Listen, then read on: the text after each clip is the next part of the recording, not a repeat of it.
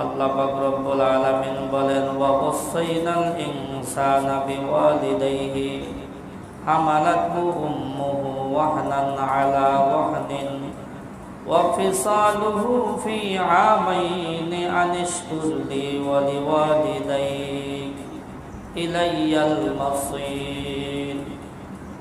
আল্লাহ পাক রব্বুল আলামিন মা বাবার সাথে ভালো ব্যবহার করার জন্য ওসিয়ত করেছেন, নসিহত করেছেন যে তোমরা তোমাদের মা বাবার সাথে সৎ ব্যবহার করো, ভালো ব্যবহার করো, ভালো আচরণ করো। কেন? বলে তোমার মা তোমাকে গর্ভ ধারণ করেছে, কষ্টের পর কষ্ট সহ্য করেছে। তোমার মা তোমাকে অতি কষ্ট করে 2 বছর দুধ পান করাইছে। এই জন্য মা বাবার সাথে ভালো ব্যবহার করতে হবে। আনিশকুরনি ওয়া লিওয়ালিদাইক, আল্লাহ পাক রব্বুল আলামিনের পরে বলেন তোমরা আমার শুকরিয়া আদায় করো এবং তোমাদের মা বাবার শুকরিয়া আদায় করো।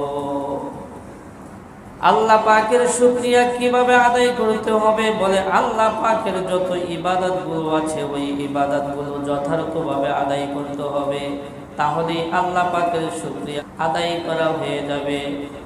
বলে আল্লাহ পাকের শুকরিয়া কিভাবে আদায় করব? নামাজ পড়ে না নামাজ ছেড়ে?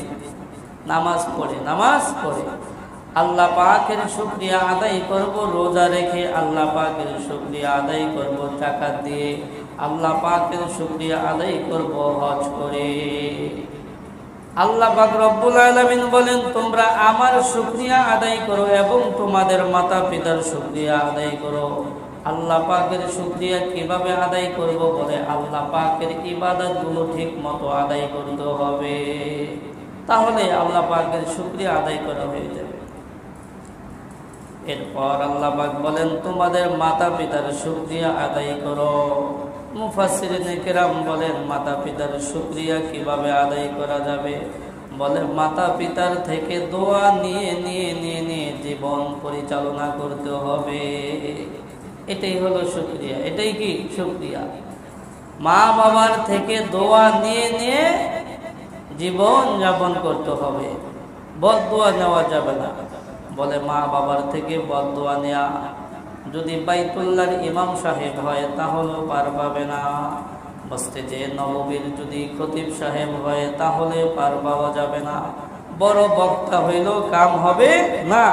মা বাবাকে কষ্ট দিয়ে কেউ নাজাত পাবে না, কেউ নাজাত পাবে না।